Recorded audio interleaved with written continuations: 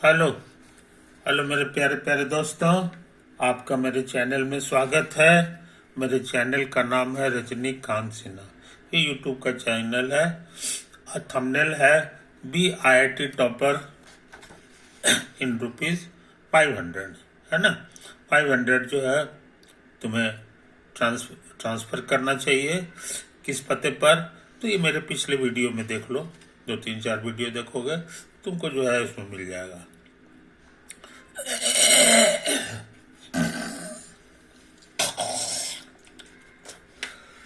इस वीडियो में मैं क्या करूंगा सो समझ लो। पहली बात जान लो कि ये है लेक्चर नंबर 184। समझे? 183 लेक्चर्स हमारे अपलोड हो चुके हैं। और ये जो है ये है। तो इसमें ये सीरीज चल रहा है P+M, इसमें P जो है फिजिक्स के लिए हो गया, यही अभी प्रीडोमिनेंट है ना। तो आगे बढ़ने से पहले एक क्वेश्चन नोट कर लें। क्वेश्चन नोट करने से पहले कुछ छोटी छोटी बातें पहले भी नोट कर लें। समझे? ये देखो, तुम्हें पता होगा ये हमारे सूरज देवता सन। समझे? इसके चारों ओर घूमते हैं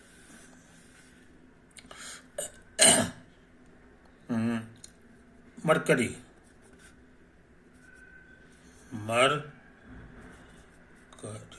समझे? यही तो है। ऐसे करके ये घूमते रहते हैं अपने ऑर्बिट में सूरज के चारों ओर। तो जो जो चारों ओर घूमने वाला है उसी का नाम है प्लैनेट। और फिर इसके चारों ओर एक और बाहर वाला ऑर्बिट में घूम रहा है, वो तुमको पता होना चाहिए, वेनस।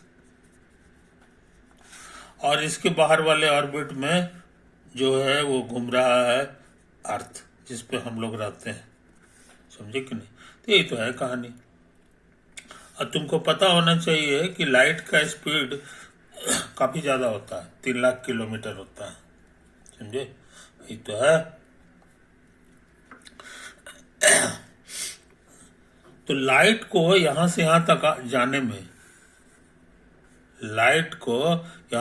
जाने में लगता है 8 मिनट समय। 8 मिनट समय लगता है। और अभी और है, इसी का नाम है सोलर सिस्टम। Solar system. और सोलर सिस्टम के आगे जो है फिर ये कुल मिलाकर के एक स्टार है। ये हम लोग के परिवार के, हम लोग का जो और सोलर सिस्टम है उसका ये स्टार है एक तरह का। इसी तरह का स्टार अभी और आसमान में बहुत सारे हैं। तो स्टार से स्टार की जो दूरी नापी जाती है, स्टार से स्टार की जो दूरी नापी जाती है वो लाइट ईयर में नापी जाती है, क्योंकि वो बहुत दूर है। एल वाई से हो गया लाइट ईयर। इसको कहा जाता है लाइट ईयर, है ना। ये यूनिट है डिस्टेंस का, यूनिट ऑफ डिस्टेंस। इसका कहना है कि 1 साल में लाइट जितना दूर जाएगा उसको हम वन लाइट ईयर बोलेंगे। 1 लाइट ईयर बोलेंगे। ये तो बेचारा वही लाइट यहाँ भी है, लेकिन 8 मिनट का है। तो कहाँ 8 मिनट और कहाँ 1 साल। इसलिए तुम आसानी से जान गए कि ये जो दूरी है कि नहीं, ये जो दूरी है मोटा मोटी एवरेज ये दूरी होता है, इसी को हम लोग कहते हैं एस्ट्रोनॉमिकल यूनिट।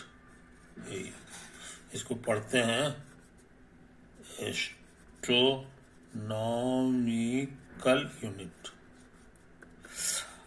तो तुम यहां से सीख गए कि एस्ट्रोनॉमिकल यूनिट से बहुत ज्यादा बड़ा है तुम्हारा कौन सा चीज, लाइट ईयर। अब तुमको ये भी पता होना चाहिए कि करीब करीब 3 लाइट ईयर ये करीब करीब 1 पारसेक होता है। पारसेक इसको कहा जाता है, 1 पारसेक। तो ये भी जो एस्ट्रोनॉमिकल डिस्टेंसेज है उसको मेजर करने के लिए यूज होता है। तो इसका मतलब हो गया कि पारसेक इससे भी बड़ा है। पारसेक, इसे तो ज्यादा बड़ा नहीं है, ये 3 साल है कि नहीं, तो इसका तिगना है करीब करीब है, लेकिन इससे कई गुना बहुत ज्यादा है, लाखों गुना बड़ा जो है ये लाइट ईयर होता है। समझे, कहाँ ये 8 मिनट और कहाँ 1 साल। तो ये सब जो है डिस्टेंस के यूनिट हैं, और सब यूज होते हैं कहाँ, एस्ट्रोनॉमिकल डिस्टेंसेज मेजर करने में, एस्ट्रोनॉमिकल डिस्टेंसेज मेजर करने में। समझे, तो तुम्हारा पहला क्वेश्चन यही है कि ये जो एस्ट्रोनॉमिकल यूनिट है और पार्सेक है कि नहीं, पार्सेक को ऐसे भी लिखा जाता है या पीसी भी लिखा जाता है, और उसके बाद जो है लाइट ईयर आर यूनिट्स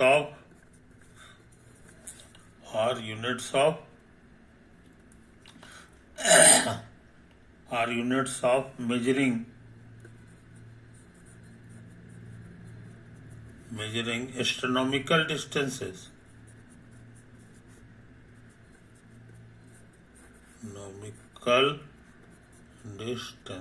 समझे।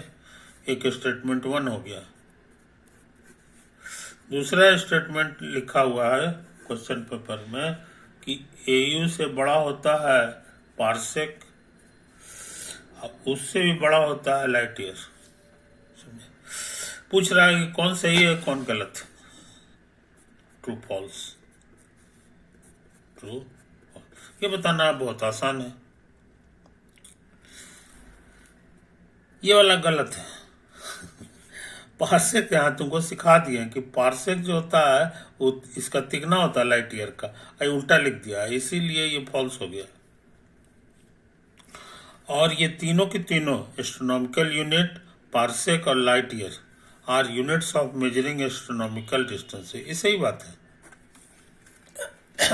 जमीन पर जो घटनाएं होती हैं है कि नहीं, एक शहर से दूसरे शहर की दूरी, ये सब यूनिट में नहीं ना पाता, वो तो बेचारा बहुत छोटा छोटा दूरी हो गया, 100 किलोमीटर 50 किलोमीटर ये है, लेकिन ये बड़ा बड़ा नंबर है। समझे कि नहीं, क्योंकि स्पीड ऑफ लाइट तुमको पता होना चाहिए। स्पीड ऑफ लाइट ये होता है करीब करीब 3 लाख किलोमीटर पर सेकंड। समझे, 3 लाख के माने हो गया 3 पे 5 शून्य, और किलो का मतलब हो गया 3 पावर। इसीलिए देखोगे 3.0 इंटू 10⁸ लिखा रहता है मीटर पर सेकंड। समझे, ये बहुत लाजवाब दूरी है। कहाँ 3 लाख 1 सेकंड में चलता है ना, तो 8 मिनट में कितना हो जाएगा समझ लो। 8 मिनट में हो गया 8 6 48, करीब 500 गुना। 500 गुना का मतलब हो गया, समझे कि नहीं। तो यही सब चीजें हैं, तो ये सब बहुत दूर दूर जो है स्पेस में ये प्लैनेट्स नहीं, स्टार्स के बीच की जो दूरी मेजर करना रहता है ना, उसी में हम लोग इसका इस्तेमाल करते हैं, उसी में इसका इस्तेमाल किया जाता है। ओके मेरे दोस्त, आगे बढ़ जाए। तो एक क्वेश्चन हम लोग कर चुके हैं, next.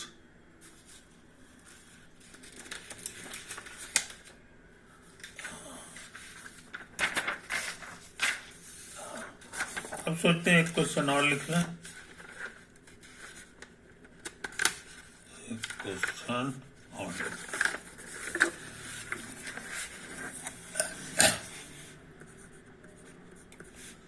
a person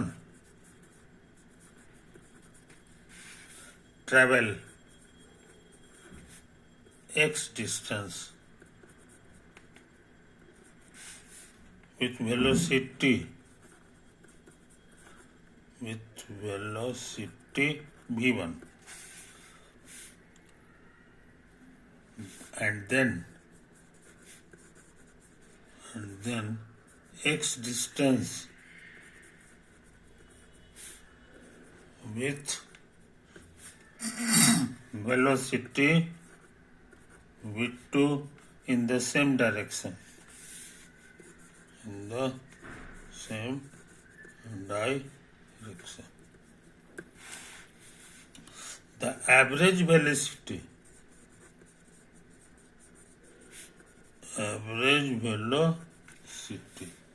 of the person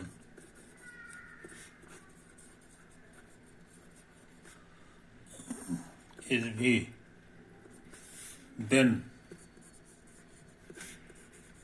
the relation between v1 v2 will be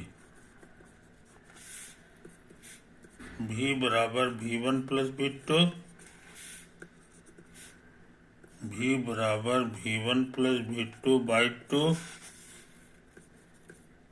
2 by v बराबर 1 by v1 plus 1 by v2, 1 by v बराबर 1 by v1 plus 1 by v2। ये तो है कहानी। मान लो यही तुम्हारे लिए x डिस्टेंस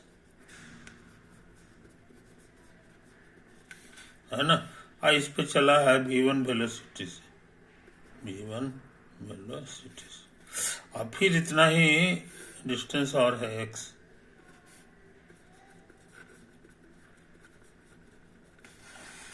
और वो चला है v2 वेलोसिटी से, समझे। यही तो क्वेश्चन कहता है। तो कहता है एवरेज जो है वेलोसिटी क्या होगा, एवरेज वेलोसिटी। तो उसका फॉर्मूला है डिस्टेंस बटा टाइम, टोटल डिस्टेंस बटा टोटल टाइम, इसी का नाम है एवरेज वेलोसिटी, समझे। टोटल डिस्टेंस कितना हुआ ये बताना आसान है, x प्लस एक्स, और टोटल टाइम जो है धीरे धीरे निकालेंगे। तो 2x हो गया टोटल टाइम। यहां से इतना वेलोसिटी लग रहा है, वेलोसिटी से x दूरी जा रहा है। वेलोसिटी का यूनिट होता है मीटर पर सेकंड, और ये डिस्टेंस का यूनिट होता है मीटर, समझे। और तुमको निकालना है टाइम, तो क्या करना होगा, इसको इससे भाग दे दो तो ये पलट जाएगा, तो एम कटेगा। इसलिए कहने का मतलब एम का माने हो गया डिस्टेंस जो कि x है, और वेलोसिटी का मतलब हो गया मीटर पर सेकंड के जगह यहाँ v1 लिख दोगे, तो यही तुमको टाइम दे देगा। तो यहाँ से यहाँ तक जाने का ड्यूरेशन कितना हुआ सो तुम जान गए। ड्यूरेशन कितना हुआ सो तुम जान गए, ये हो गया x बटा v1। और यहाँ से यहाँ तक के लिए ड्यूरेशन उसी तरह से निकाल देंगे, x बटा v2, है कि नहीं। तो टोटल टाइम कितना हो गया सो हम लोग जान गए, x बाई v1 और प्लस x बाई v2, समझे। कोई दिक्कत नहीं, x कॉमन आके कटेगा, तो 1 by v1 plus 1 by v2। और एवरेज वेलोसिटी का ही नाम दे दिया है v, दे दिया। तो हमको लगता है बन गया जी। इसको इधर ले आओ, इसको इधर ले आओ, तो 1 by v1 plus 1 by v2 बराबर 2 बाई v। तो हम लोग जान गए हैं कि 3 नंबर सही है। ये कोई दिक्कत जी। प्रोग्रेशन में पढ़े होंगे कि जब भी ऐसा रिश्ता हो, समझे, तो इसको हम लोग कहते हैं इन अदर वर्ड्स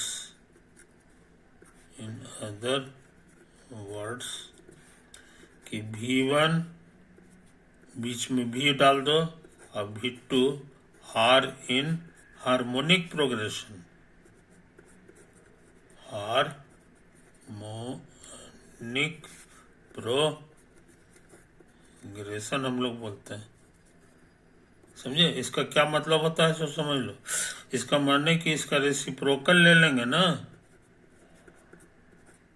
तो हमारा जो है ये एपी हो जाएगा। अर्थमेटिक प्रोग्रेशन हो जाता है, समझे। या दूसरे ढंग से कहते हैं कि V is the harmonic mean of V1 V2, the harmonic mean of V1 V2, समझे। तो ये जो मीन है एक्चुअली हार्मोनिक मीन हो जाता है, एवरेज जो है हार्मोनिक मीन के बराबर आ जाता है। यही हम लोग इसी बहाने लर्न किए, कोई दिक्कत नहीं। तो ये खतरनाक सवाल हम लोग कर लिए हैं मेरे दोस्त। अब सोचते हैं कुछ और काम करें, कुछ और काम करें।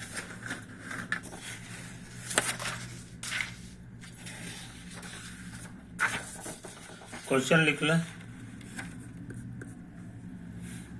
A vector in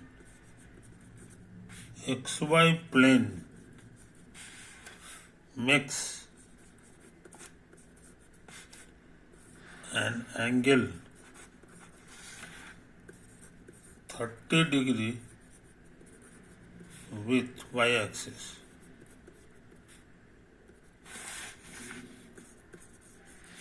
The magnitude of y component of vector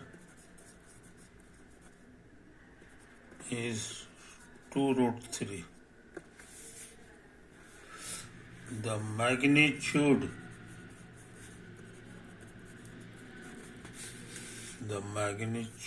of x component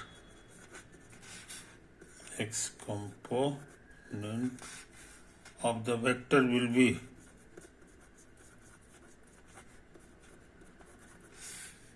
है ना। आंसर लिखा हुआ है 1/√3, दूसरा 6, उसके बाद है तीसरा में क्या है जी, तीसरा है √3 और चौथा ऑप्शन है 2। आंसर खोजा। सारा खेल हमको XY प्लेन में करना है, तो वो बना दो फोटो। ओरिजिन है, x एक्सिस है, y एक्सिस। यहाँ जो वेक्टर है ये एंगल बना रहा है 30 degree with the y axis. तो वेक्टर कहीं से भी खींच सकते हैं, तो आसानी के लिए हम यहाँ से खींच दें, आसानी के लिए हम यहाँ से खींच दें, समझे। और ये कितना एंगल बना रहा है सो समझ लो,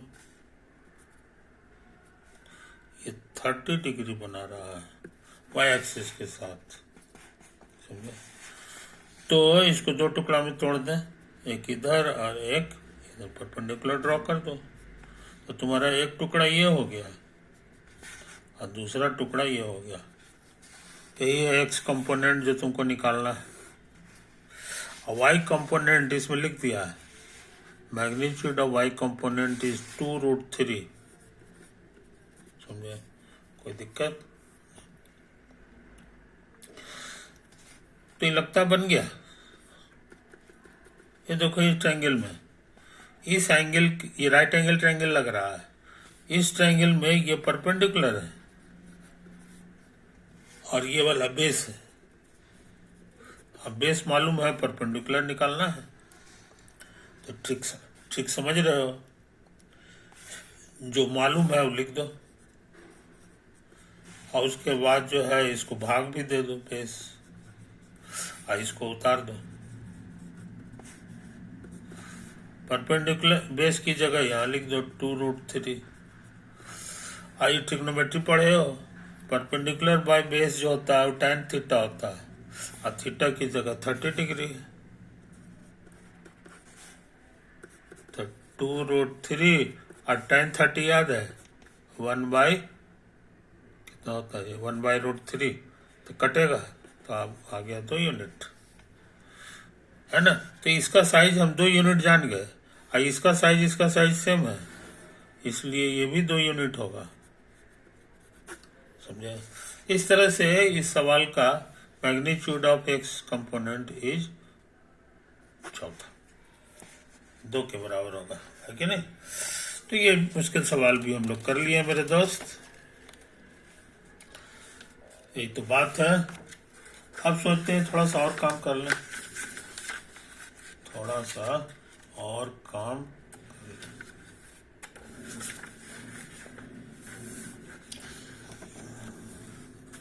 क्वेश्चन पहले नोट कर लें।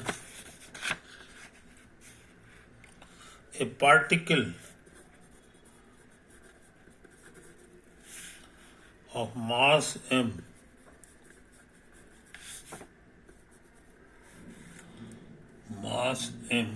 moving in the xy plane, moving in the xy plane such that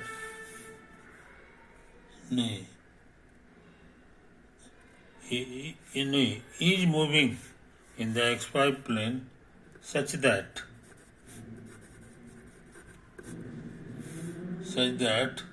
its velocity at a point xy is given by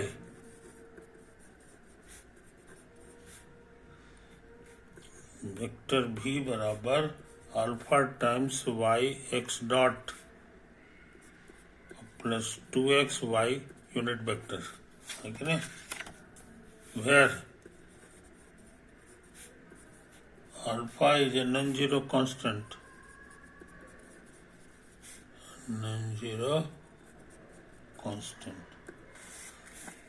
what is the force, what is the force F acting on the particle,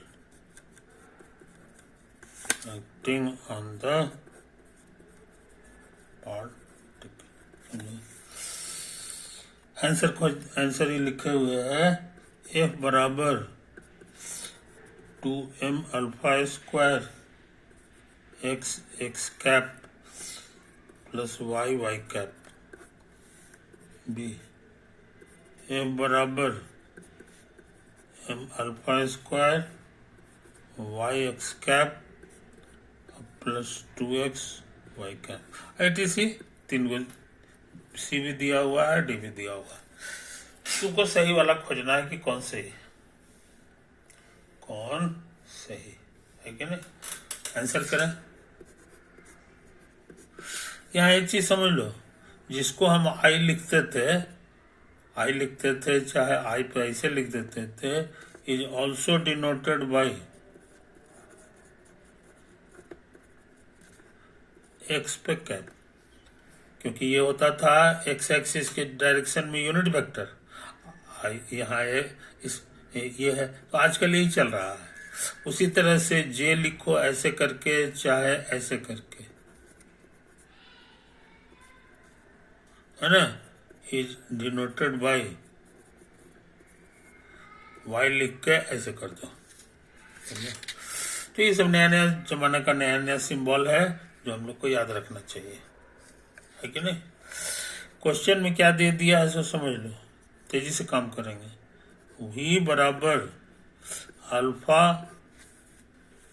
Y x cap plus 2x y cap, समझे, ये दिया हुआ है। अब v का मतलब क्या होता है नहीं भूलना चाहिए, ये d by D T of position vector, position vector का नाम छोटा सा दे दो एक्स वाई, है कि नहीं। और इसको शॉर्ट में कैसे लिखोगे सो समझ लो, ये अल्फा है और ये y कॉमा 2x, है ना, यहाँ i लिखते थे यहाँ j लिखते थे तो i j ऐसा हो गया, तो ऐसे लिखो चाहे ऐसे लिखो बात बराबर है। अच्छा आओ सुन लो, तेजी से काम कर रहे हैं। अब d बाई डी टी दोनों में पहुंचेगा, तो ये d by D T of x बना दीजिए, शॉर्ट भाषा में ऐसे लिखेंगे, न्यूटन साहब का जो भाषा है ऐसे लिख देंगे, है कि नहीं। अब अल्फा से गुना होगा दोनों घर में, अरे राम, अल्फा वाई और 2 अल्फा एक्स। समझे? अब इसको गौर से देखो, तो तुमको एक्स डॉट मिल गया अल्फा वाई, और वाई डॉट की जगह आ गया 2 अल्फा एक्स, 2 अल्फा। समझे? कोई दिक्कत नहीं चाहिए। तो हम सोच रहे हैं कि आगे बढ़ जाए, यहां से यहीं पे कर दे। एक बार और डिफ्रेंशिएट करो तो 2 डॉट हो जाएगा, और इधर डिफ्रेंशिएट करेंगे तो अल्फा कांस्टेंट है, बाहर आ जाएगा और वाई पे डॉट लग जाएगा। समझे? अच्छा, ये तो आ गया। अब अल्फा छोड़ देंगे और वाई डॉट का वैल्यू यहां से भरते हैं, तो 2 अल्फा एक्स हो गया। कहने के माने 2 अल्फा स्क्वायर एक्स हो गया। और उसी तरह से यहाँ पर वाई डबल डॉट करेंगे, एक डॉट आउट करेंगे, तो 2 अल्फा एक्स डॉट हो गया। 2 अल्फा छोड़ दें, एक्स डॉट का वैल्यू यहाँ से भर दें, अल्फा वाई। तो कहने का माने ये हो गया 2 अल्फा स्क्वायर वाई। समझे? तो यही हो गया एक्स डबल डॉट और वाई डबल डॉट। ये तुम्हारा लिखा जाएगा 2 अल्फा स्क्वायर एक्स और 2 alpha square Y. 2 alpha square common आ गया है, तो ऐसे कर लो, ये हो गया एक्स और वाई। आई बात समझ में? कोई दिक्कत? तो 2 अल्फा स्क्वायर हो गया। अब हम आई जे में इसको चेंज कर रहे हैं, तो ये ऐसे लिखाएगा, अब प्लस वाई कैप लिखाएगा, है कि नहीं? अब ये चीज, और इसको न्यूटन साहब ने कहा है, याद रहे, ये एक्सेलरेशन है। और एक्सेलरेशन के बारे में न्यूटन साहब ने कहा है कि फोर्स बाय मास होता है, फोर्स बाय मास। तो फोर्स को हम लोग एफ लिख दें, और मास कितना है क्वेश्चन में लिख दिया है, पार्टिकल का मास m है। ये देखो यहाँ m लिखा जाएगा, तो ये एरो हो गया और ये m हो गया, काम हो गया। अब जो है इस m को इधर भेज दो तो f तुमको मिल गया, f बराबर हो जाएगा 2m अल्फा स्क्वायर और एक्स कैप और प्लस वाई कैप। आई बात समझ में? कोई दिक्कत नहीं। मिल गया 2m alpha square x cap, ये आंसर आ गया। समझे? तो यही चीज है ना। वेक्टर जानोगे तो खटखट सब सवाल बनता चाहे चला जाएगा, है ना। तुम ये सब सीख के आए हो, तो इसलिए तुम्हारे लिए ये सब बच्चों का खेल है, बच्चों का खेल है। ये खतरनाक सवाल भी हम लोग कर लिए मेरे दोस्त। अच्छा, अब सोचते हैं कुछ और काम करें, कुछ और काम करें।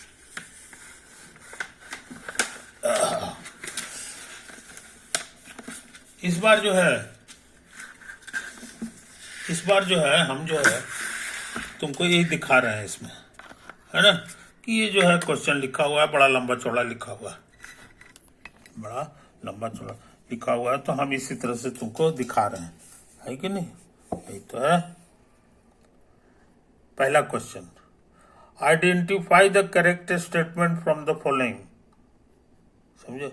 बाप रे, 1 2 3 4 5 स्टेटमेंट दे दिया है। पांचों के बारे में तुमको जो है पता करना है कि कौन सही है कौन गलत। कहता है work done by a man in lifting a bucket out of a well by means of a rope tied to the bucket is negative. एक आदमी है जो एक बाल्टी को उठाता है, कहां से? कुआं के अंदर से। कौन सी से? रोप से, रस्सी से, है ना, जो बाल्टी में बंधा हुआ है।